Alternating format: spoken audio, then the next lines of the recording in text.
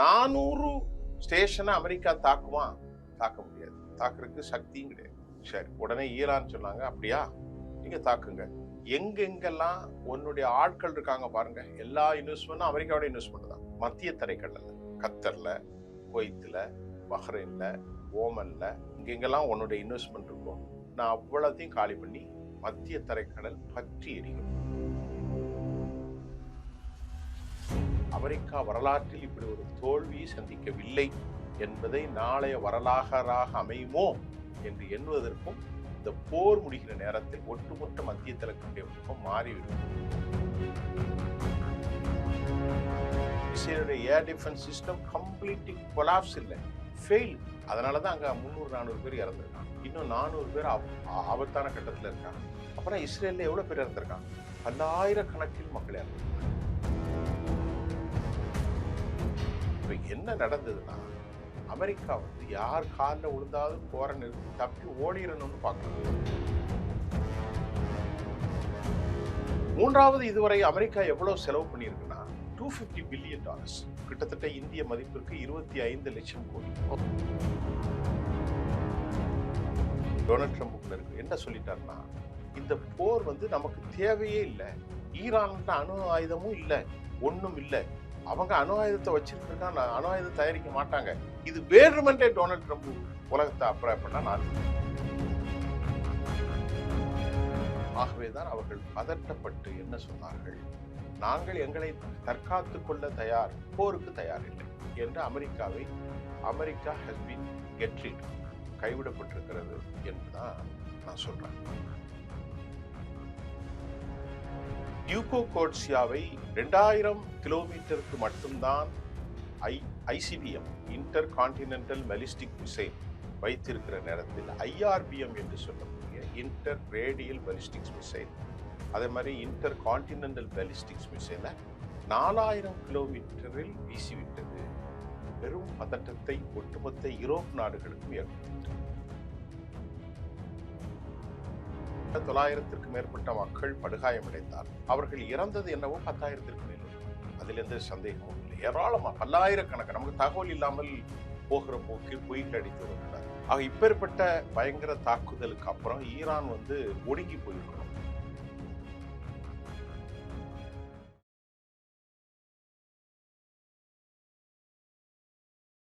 தமிழகத்தின் பல MP MLAக்களின் வெற்றிக்கு வித்திட்ட கிங் 360 தேர்தல் வியூக சாப்ட்வேர் 2026 புதிய வாக்காளர்களின் அப்டேட் விவரங்களுடன் உங்கள் தொகுதியில் உங்கள் வெற்றிக்கு வித்திடுகிறது.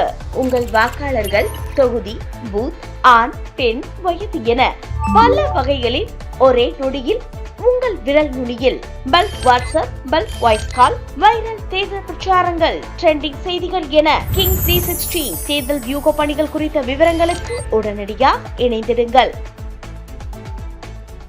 கிங் டிவி சொந்தங்கள் அனைவருக்கும் என் அன்பு வணக்கங்கள். இன்னைக்கு நம்ம இன்டர்வியூ நிகழ்ச்சியில நம்முடைய இணைஞ்சிருக்க சிறப்பு விருந்தினர் சர்வதேச செய்தி ஆய்வாளர் திரு சூஃபின் அவர்கள். வாங்க பேசுவோம். சார் வணக்கம். சார் வணக்கம். சார், ஈரான் இஸ்ரேல் அமெரிக்கா போர் 3 வாரம் ஆகி இன்னும் முடிவுக்கு வரல. இதுக்கிடையில ட்ரம்ப் அவர்கள் ஒரு ஸ்டேட்மெண்ட் கொடுத்துருக்காருங்க சார். என்னன்னு பார்த்தீங்கன்னா, 48 ஹவர்ஸ்க்குள்ள ஹோர்முஸ் நீர்ச்சந்தியை ஓப்பன் பண்ணி ஆகணும், அப்படி இல்லைன்னா பயங்கரமான தாக்குதல் அங்கே பண்ணுவோம், உங்களுக்கு 48 மணி நேரம் தான் கெடு அப்படின்னு சொல்லியிருக்காங்க. இந்த 48 மணி நேரம் கெடு நீங்க எப்படி பாக்குறீங்க சார்? ஃபர்ஸ்ட் ஆக்சுவலி இப்போ என்னன்னா, நிலைமை ரொம்ப மோசமா இருக்கு. நம்ம கிங்ஸ் 24/7 நேயர்களுக்கும் அல்லது எதா இருந்தாலும் சரி, ஏன் ரொம்ப மோசமா இருக்கு அப்படின்னு சொன்னா, அமெரிக்காவுடைய அச்சுறுத்தல்கள் முழுமையாக தோல்வி கண்டிருக்கிறது. அப்படின்னா ஈரான் சேதாரம் அடையலையா அப்படின்னா, ஈரான் பயங்கர சேதாரத்துக்கு உள்ளாயிருக்கு. அமெரிக்காவினுடைய தாக்குதல்கள் என்பது ஈரானை போன்று சாதாரண ஆயுதங்கள் அல்ல. பயங்கரமான பங்கர் பஸ்டர் குண்டுகள், அமெரிக்காவுடைய டொமஹாக் ஏவுகணைகள், இப்படி பலவித தாக்குதல்கள், F-Series, F-35 போன்ற ஸ்டெல்த் விமானங்கள் எல்லாவற்றையும் தாக்கி ஈரானை பற்றி நமக்கு தகவல்கள் கிடைக்கவில்லை. காரணம், 3 வாரங்களாக அங்கே ஷட் டவுன், அதாவது இன்டர்நெட் எந்த கனெக்ஷன் இல்லாதனால உலகத்துக்கு வரல. ஆனால் ஈரான் பயங்கர சேதத்தை சந்தித்திருக்கிறது. அந்த சேதத்திலிருந்து அவர்கள் மீள்பட்டு விடுவார்களா என்றால் நிச்சயமாக மீள்பட்டு விடுவார்கள். ஈரானுடைய மக்கள் எவ்வளவு கொல்லப்பட்டிருக்கிறார்கள் என்று சொன்னால் அவர்களுடைய அபிஷியல் கருத்தை 20,984 பேர் படுகாயம் உழைத்திருப்பதாக ஈரானுடைய அபிஷியல் நியூஸ் சொல்லுது. அதே போன்று 36க்கும் மேற்பட்ட ஆம்புலன்ஸ் எரிந்து போனதாகவும் 7க்கும் மேற்பட்ட மருத்துவமனைகளிலிருந்து பொதுமக்கள் வெளியேற்றப்பட்டு விட்டதாகவும் ஈரானுடைய அரசு செய்தி தெரிவிக்கிறது. 20,000க்கும் மேற்பட்ட 900க்கும் மேற்பட்ட மக்கள் படுகாயமடைந்தால் அவர்கள் இறந்தது என்னவோ 10,000க்கு மேல் இருக்கலாம். அதில் எந்த சந்தேகமும் இல்லை. ஏராளமா பல்லாயிரக்கணக்கான நமக்கு தகவல் இல்லாமல் போகிற போக்கில் பொய்கள் அடித்து விடக்கூடாது. ஆக இப்பேற்பட்ட பயங்கர தாக்குதலுக்கு அப்புறம் ஈரான் ஒடுங்கி போயிருக்கணும். அமெரிக்க அதிபர் நீங்க சொன்னீங்க 48 மணி நேரம் 48 hours ஒரு கெடு வச்சிருக்காரு. நாளை காலைக்குள் அந்த கெடு முடியும். கெடு விதித்து அதற்கு கட்டுப்படுகிற நிலையில் ஈரான் இல்லை. ஏன்னா கெடு இன்றைக்கு விதிக்கல, நூற்றுக்கணக்கான கெடுகளை விதித்து எல்லாவற்றையும் துவம்சம் செய்தான் இப்போது ஈரான் களத்திலே நிற்கிறது.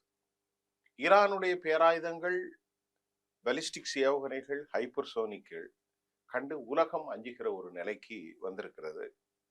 ஈரான் தனது தேசிய தலைவர்களை இழந்திருக்கிறது. ஏராளமான உயிர்களை பலி கொடுத்திருக்கிறார்கள். ஏராளமான கட்டமைப்புகள் நாசம் செய்யப்பட்டிருக்கிறது. இருந்த போதிலும் ஈரான் இந்த அளவிற்கு நிற்பதற்கான காரணம் என்ன என்பதை அறிந்து கொள்ள முடியாத அளவிற்கு அமெரிக்காவும் மத்திய தரைக்கடல் நாடுகளும், குறிப்பாக இஸ்ரேல், நேட்டோ படைகள், யூரோப்பிய நாடுகளும் கடுமையான குழப்பத்திலும் பயங்கர கொதி நிலையிலும் இருக்கிறார்கள். ஆனால் ஈரானை எதிர்த்து யாராவது தாக்குதல் நடத்தலாம் என்று சொன்னால் அமெரிக்க அதிபர் இந்த 48 மணி நேர கெடுவுக்கு முன்பு ஒரு வேண்டுகோளை வைத்தார். என்ன சார்? ஹெர்முஸ் வளைகுடாவை காப்பதற்கு அனைவரும் வாருங்கள் என்று அவர் வேண்டுகோளை வைத்தார். அந்த வேண்டுகோளை ஏற்றுக்கொண்டு 21 நாடுகள் கப்பலை ஹெர்முஸுக்கு அனுப்ப போவதாக தகவல்கள் வந்தது.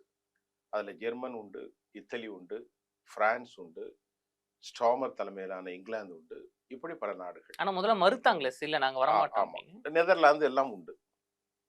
இது ஏற்கனவே மறுத்திருந்த போதிலும் நேற்று அமெரிக்கா அவர்களை கடுமையாக சினப்படுத்தும் மோசமான வார்த்தைகளை, கோழைகள், காகித புலிகள், இப்படியெல்லாம் ஒரு கடுமையான வார்த்தையை அமெரிக்காவுடைய அதிபர் டொனால்ட் ட்ரம்ப் அவர்கள் பயன்படுத்தினார். அது அவர்களுக்கு கடுமையான மனவேதனையை அளித்தது மட்டுமல்லாமல், நேட்டோவில் அமெரிக்கா தலைமை தாங்கி இருக்கிறது, பணத்தை கொடுத்திருக்கிறார்கள். நேட்டோவிடத்தில் எந்த ஆலோசனையும் செய்யாமல் பெஞ்சமின் நெத்தன்யாகும் அமெரிக்க அதிபரும் தான் யூதலாபியின் மூலம் இந்த போரை நடத்தும் போது நாங்கள் ஏன் வர வேண்டும் என்று அவர்கள் சொல்லிக் கொண்டிருந்தார்கள். இதற்கிடையிலே ஒரு தெளிவற்ற, ஒரு ஆம்பிக்யூட் என்று சொல்வார்கள், தெளிவின்மை இல்லாம ஒரு ஸ்டேட்மெண்ட் எப்போதும் யூகேட்டேந்து வரும். நீங்க பார்த்தனா தெரியும். டியூகோ கோட்ஷியா தளம் இந்திய பெருங்கடல்ல மொரிஷியஸ் பக்கத்துல இருக்கக்கூடிய கலோனிக்கல் பிளேஸ், அதுல யாருமே கிடையாது. அது 2800 3000 இங்க இருந்து தொலைவில் இருக்கக்கூடிய ஒரு தீவு, சின்ன தீவு. அது யூகேட்ட இருந்தாலும் அதை பரிபாலனை செய்து கொண்டிருக்கிறது முழுவதும் அமெரிக்கா. அமெரிக்கா தான் அதனுடைய தளங்களை குத்தகைக்கு எடுத்த மாதிரி தனது தளங்களை வைத்திருக்கிறார்கள். அது இங்கிலாந்தினுடைய ஆதரவோடு தான். இங்கிலாந்தும் போவார்கள், 2 பேருமே கூட்டுப்படைகள் தான். அடுத்த 2வது தளம் எங்கே இருக்கிறது என்றால் RAF ஃபேர்ஃபோர்ட் அப்படிங்கிறது ஒரு தளம் இருக்கிறது. அந்த தளம் சைப்ரஸில் இருக்கிறது. அதுவும் இவர்களுக்குரியது. யார்களுக்குரியது? நம்ம இங்கிலாந்துக்குரியது.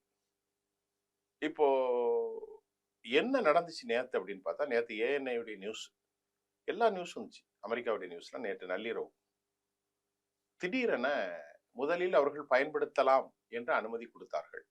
அதற்கு முன்பு இல்லை என்றார்கள், அப்புறம் கொடுத்தார்கள். இப்பொழுது நேற்று திடீரென இங்கிலாந்துடைய வெளிவிவகாரத்துறை அமைச்சர் கூப்பர் தனது செய்தியில் சொல்லிவிட்டார், எந்த கருத்தும் தெரிவிக்கவில்லை, நாங்கள் யாரோடு போருக்கு போறதுக்கு தயாராக இல்லை. அப்படி என்றால் இந்த இடத்தை அனுமதிக்க போவதில்லை. சைப்ரஸினுடைய அதிபர் நிக்கோலஸோடு பேச்சுவார்த்தை நடத்திய பிறகு ஈரானுக்கு எதிராக நாங்கள் போரிட தயாராக இல்லை. அதே சமயம் எங்களுடைய மண்டலங்களை எங்களை காத்துக் கொள்வதற்கு will take necessary step what we require. எங்களுக்கு எது தேவையோ அதை எங்களது அரசுகள் செய்யும் என்று அமெரிக்காவுக்கு மறுமொழி கொடுத்து விட்டார்கள். அப்படி என்றால் கப்பல் போகாது, போரில் இறங்க போவதில்லை. என்ன காரணம் அப்படின்னு பார்த்தா, டியூகோ கோர்சியாவை 2000 கிலோமீட்டருக்கு மட்டும்தான் ஐசிபிஎம் இன்டர் கான்டினென்டல் மெலிஸ்டிக் மிசைல் வைத்திருக்கிற நேரத்தில் ஐஆர்பிஎம் என்று சொல்லக்கூடிய இன்டர் ரேடியல் பலிஸ்டிக்ஸ் மிசைல், அதே மாதிரி இன்டர் கான்டினென்டல் பலிஸ்டிக்ஸ் மிசைல 4000 கிலோமீட்டரில் வீசிவிட்டது. பெரும் பதட்டத்தை ஒட்டுமொத்த யூரோப் நாடுகளுக்கும் ஏற்படுத்திவிட்டது. அதை இங்க நிதினியா கூட ஒரு ஸ்டேட்மெண்ட் கொடுக்காருங்க. என்னன்னா, ஈரான் கிட்ட இருக்கிற ஆயுதங்கள் வந்து 2000 கிலோமீட்டர் தாண்டி தான் அடிக்கிறாங்க நினைச்சோம். ஆனா இப்போ 4000 கிலோமீட்டர் தாண்டி அடிக்கக்கூடிய ஒரு பயங்கரமா ஆயுதம் இருக்கு. இது உலகத்திற்கு அச்சுறுத்துன்னு சொல்றாங்க. ஆனா இது வரைக்கும் ஈரான் கிட்ட என்னென்ன ஆயுதங்கள் இருக்குன்னு மிச்ச 2 நாடுகளாலையும் கணிக்க முடியவே இல்லை. இதற்கு காரணம் இந்த 4000 kilometre hypersonic supersonic ballistic missile எதுவாக இருந்தாலும் அது மொரிஷியஸில் பக்கத்தில் இருக்கக்கூடிய இந்திய பெருங்கடலில் இருக்கக்கூடிய டியூகோ கோர்சியா தளத்தை தாக்கியது. இலக்கை சரியாமல் தாக்குவதற்கு முன்பு அதை தடுத்து விட்டதாக செய்திகள் வருகிறது. அவங்க சொல்லக்கூடிய செய்தி அதான். இப்போ அதை ஒரு ஆங்கிள் இப்படி 4000 அதை இப்படி வச்சாச்சுன்னா யூரோப் வந்துடும். இந்த 4000 இந்த பக்கம் வருது. யாரு? டியூகோ கோர்சியா, இந்திய பெருங்கடல். அது கொஞ்சம் சரிவாக வந்து விட்டால் பிரான்ஸ் காலியாகிவிடும். அடுத்து இங்கிலாந்து, லண்டன் காலியாகிவிடும்.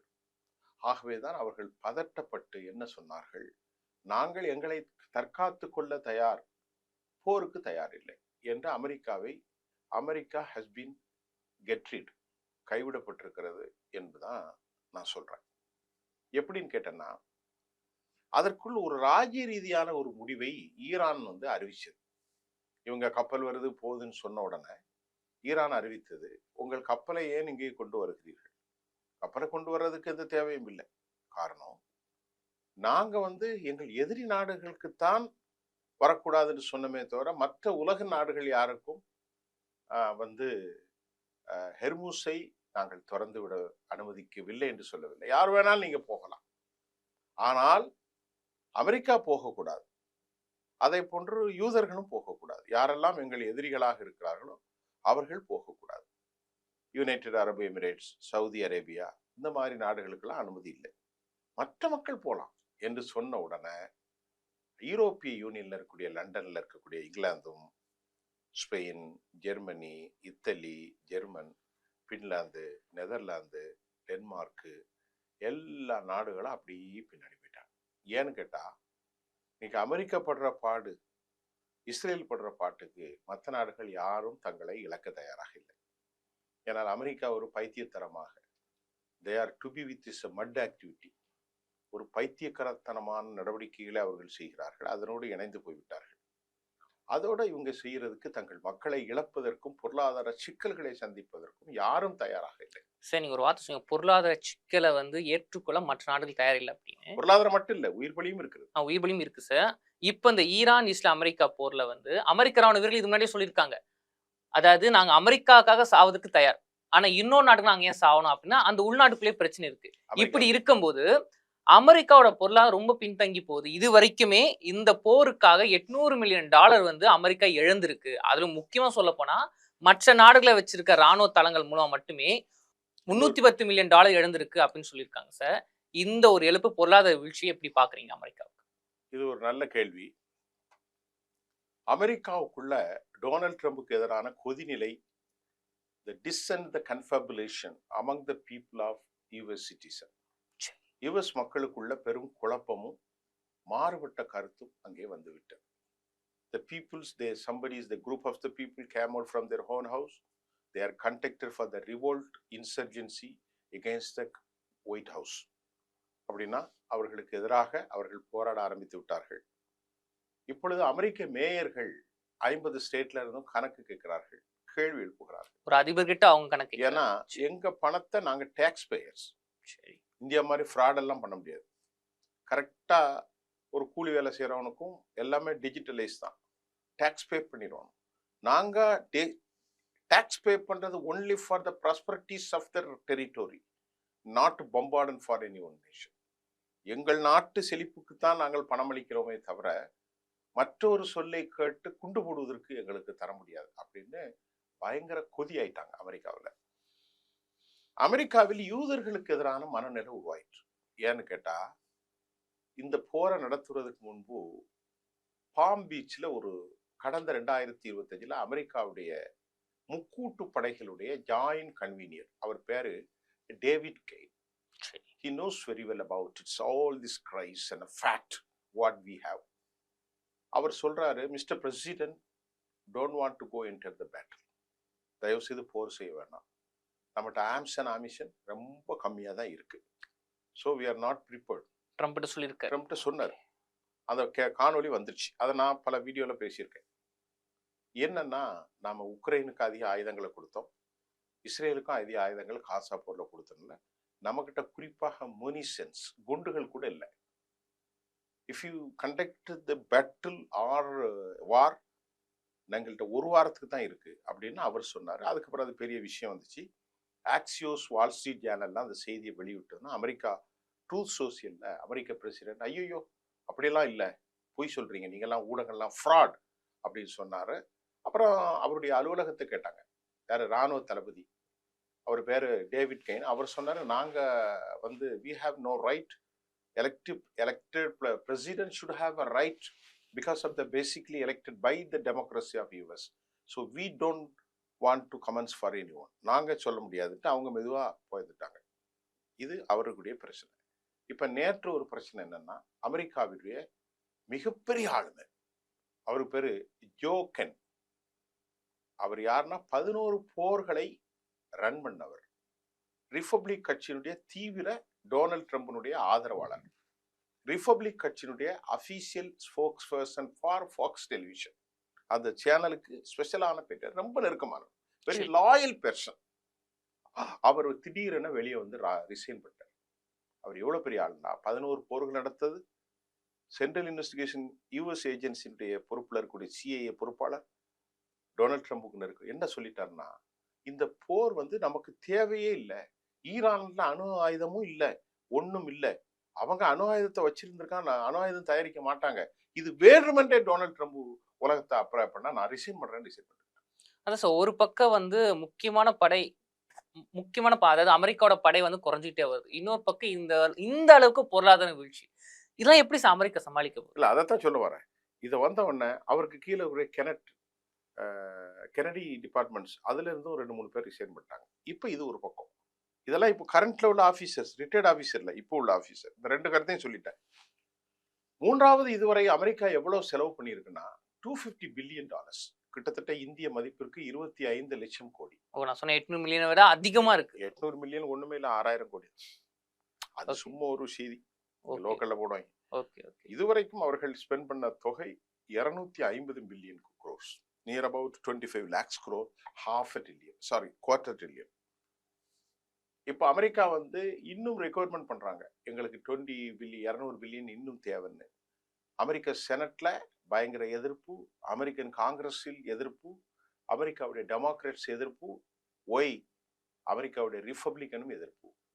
இப்ப இவருக்கு மண்டை அப்படியே குலைஞ்சிட்டு அமெரிக்க அதிபர். காரணம், அமெரிக்காவில் $1 $1 வாங்குற பொருட்கள் $3 ஷூட் அப். ஏன்னா எனக்கு அங்க நிறைய ரிலேஷன் இருக்காங்க, அமெரிக்காவோட நான் நெருக்கமான ஒரு உறவு உண்டுதான், என்னுடைய சொந்தக்காரங்க மூலம். எனக்கு ஒன்றும் அரசோடு இல்லை, என்னுடைய ரிலேஷன்ல நிறைய பேர் இருக்காங்க. அப்படி இருக்கும்போது அவங்க எல்லாருடைய பாக்கெட்டும் காலியாகுது, பணம் நிறைய போகுது.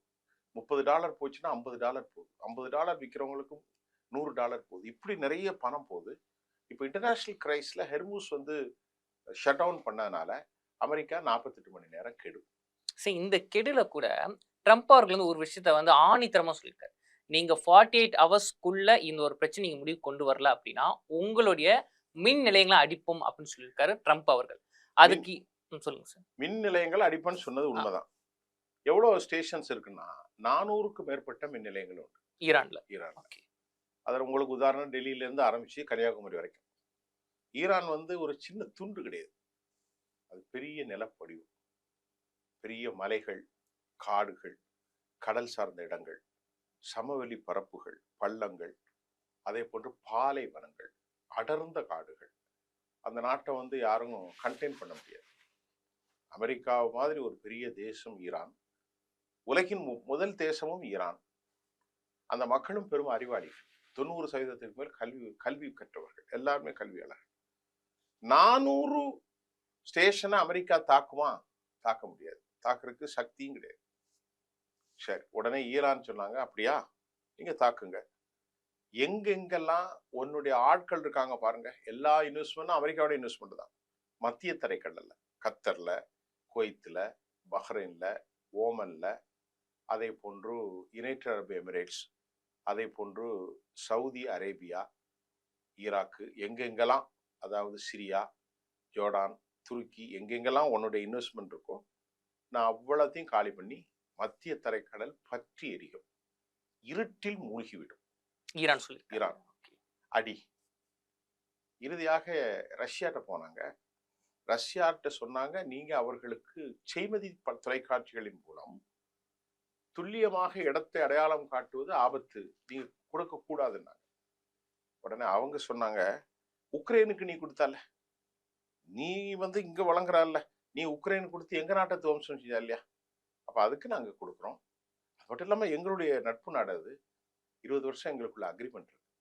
சைனாட்ட கேட்டாங்க, என்ன நீங்க ஆயுதங்கள் எல்லாம் கொடுக்குறீங்க, இன்டர்நேஷனல் எக்ஸ்பர்ட்ஸ். அவங்க சொன்னாங்க, we have right to protect, எங்களுடைய நண்பர்களுடைய சாவரின், இதை நாங்க வந்து ப்ரொடெக்ட் பண்றதுக்கு எங்களுக்கு ரைட் இருக்கு. we should have a right to protect Iran because நாங்க நம்ம நண்பர்கள். Open statement has been made.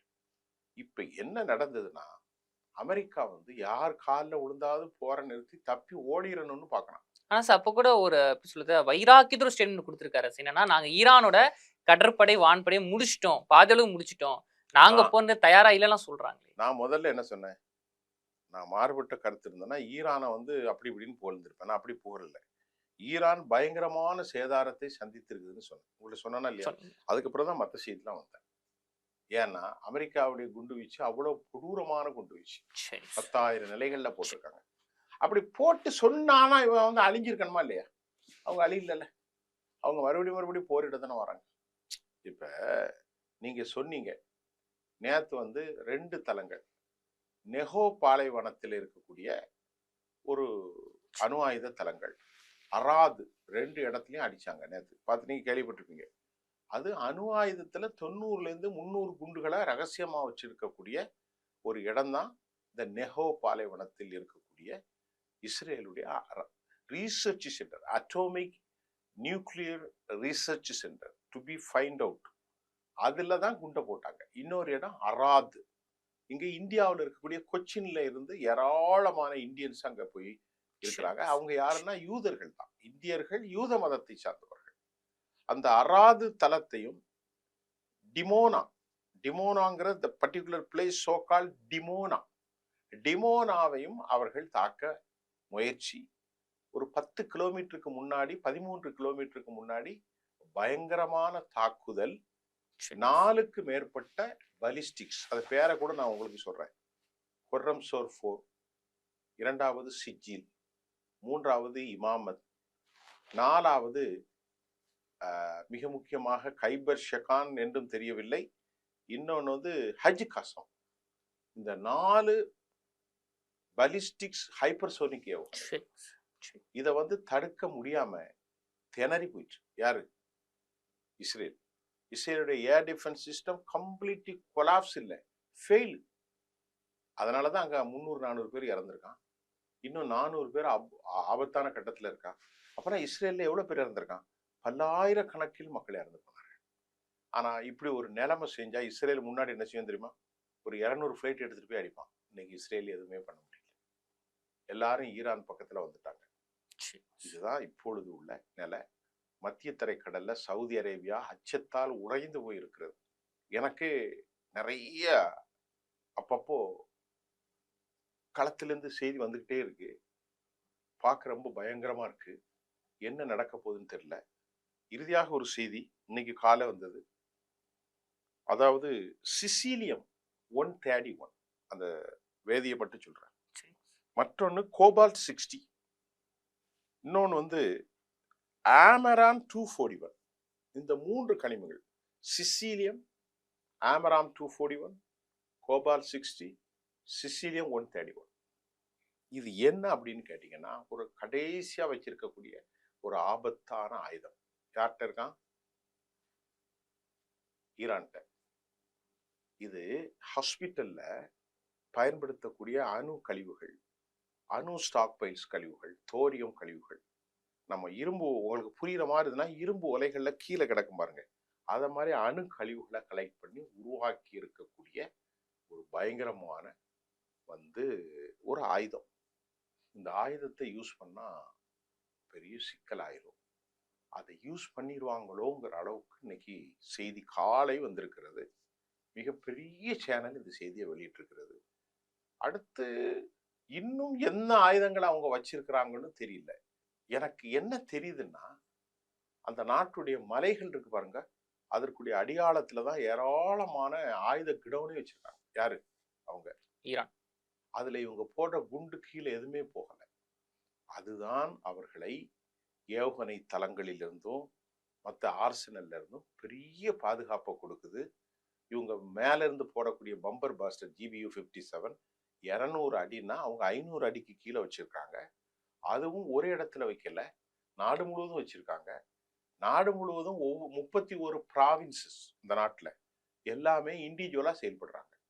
ஒரு தலைமை போயிட்டாலும் அடுத்த தலைமையை பத்தி கவலைப்படாது. அந்தந்த மாகாணங்கள் அமெரிக்கா வரலாற்றில் இப்படி ஒரு தோல்வியை சந்திக்கவில்லை என்பதை நாளைய வரலாறாக அமையுமோ என்று எண்ணுவதற்கும் இந்த போர் முடிகிற நேரத்தில் ஒட்டுமொத்த மத்திய கிழக்கினுடைய முகம் மாறி இருக்கும், ஒழுங்கு அமைப்பு மாறி இருக்கும் என்பதான் செய்தி. நன்றி சார். ஈரான் இஸ்ரேல் அமெரிக்கா போரை பத்தியும், இப்போ அடுத்த கட்டமா ஈரான் என்ன பண்ண போறாங்க, அமெரிக்கா என்ன பண்ண போறாங்க, இஸ்ரேலோட இப்போ நிலைமை எப்படி இருக்கு, நிறைய விஷயங்களை இங்க கூட பகிர்ந்துக்கிட்டீங்க. நன்றி. தொடர்ந்து பேசுவோம். தமிழகத்தின் பல MP MLAக்களின் வெற்றிக்கு வித்திட்ட கிங் 360 தேர்தல் வியூக சாப்ட்வேர் 2026 புதிய வாக்காளர்களின் அப்டேட் விவரங்களுடன் உங்கள் தொகுதியில் உங்கள் வெற்றிக்கு வித்திடுகிறது. உங்கள் வாக்காளர்கள் தொகுதி, பூத், ஆண், பெண், வயது என பல வகைகளில் ஒரே நொடியில் உங்கள் விரல் நுனியில் bulk WhatsApp, bulk voice call, viral தேர்தல் பிரச்சாரங்கள், ட்ரெண்டிங் செய்திகள் என கிங் 360 தேர்தல் வியூக பணிகள் குறித்த விவரங்களுக்கு உடனடியாக இணைந்திடுங்கள்.